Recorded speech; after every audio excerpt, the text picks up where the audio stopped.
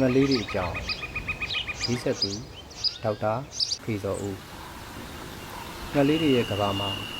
မိမိတို့မသိသေးတဲ့အကြောင်းအရာတွေအများကြီးရှိပါတယ်ငှက်တိုင်းပြန်နိုင်သလားငှက်တိုင်းအတိုက်စောင့်နိုင်သလားငှက်မှာသွားမရှိပေမဲ့အစာကိုဘယ်လိုဝါးသလဲခြေထောက်ကိုကြည့်ပြီးငှက်အကြောင်းသိနိုင်သလားငှက်တွေကညံကောင်းသလားစတဲ့မေးခွန်းတွေအတွင်းငှက်တွေအကြောင်းစိတ်ဝင်စားစရာမှတ်သားစရာအံ့ဩစရာတွေအများကြီးရှိပါတယ်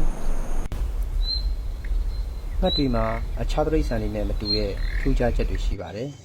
အဲဒီချက်တွေနဲ့ပြည့်စုံတဲ့တတ္တဝါကိုမှငှက်လို့ခေါ်ပါတယ်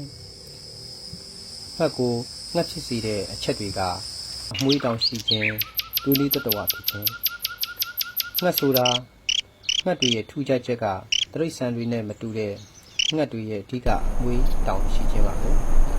အခြားတိရစ္ဆာန်တွေမှာငှက်မွှေးလို့အမွှေးတောင်ရှိပါဘူးငှက်တွေမှာတော့ခန္ဓာကိုယ်တစ်ခုလုံးကိုမွှေးလေးနဲ့ဖုံးထားပါတယ်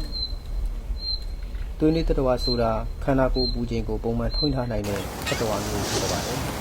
ဥပမာလူတွေဆိုရင်သွေးနည်းတတ္တဝါဖြစ်ပြီးတော့ကောင်းတဲ့ဘက်ကြီးတဲ့အချိန်မှာဆန်းဆင်းဖြစ်နိုင်ပါတယ်ဒါပေမဲ့ခန္ဓာကိုယ်ရဲ့ပူချိန်ကလျော့ကျမသွားပါဘူးလက်ပြားတွေအေးနေပေမဲ့ဂျိုင်းကြားတဲ့လက်ညှက်ကြည့်ရင်ဝေးနေတာပါပဲငှက်တွေလည်းဒီလိုပါပဲကမ္ဘာပေါ်မှာငှက်အမျိုးပေါင်း1000လောက်ရှိပါတယ်သိပ္ပံပညာရှင်တွေဟာငှက်တစ်ရှာတွေ့ရင်အရေအတွက်တိုးလာပါတယ်ငှက်တစ်မျိုးမျိုးတုံးသွားရင်အရေအတွက်လျော့သွားပါတယ်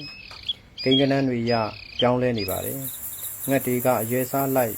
စုံသလိုနေထိုင်ကျစားတဲ့နေရာလဲစုံပါတယ်ကမ္ဘာနေရာအနှံ့ပြားမှာငှက်တွေနေကြပါတယ်ကြည့်ရှုပေးတဲ့အတွက်ကျေးဇူးတင်ပါတယ်ခင်ဗျာ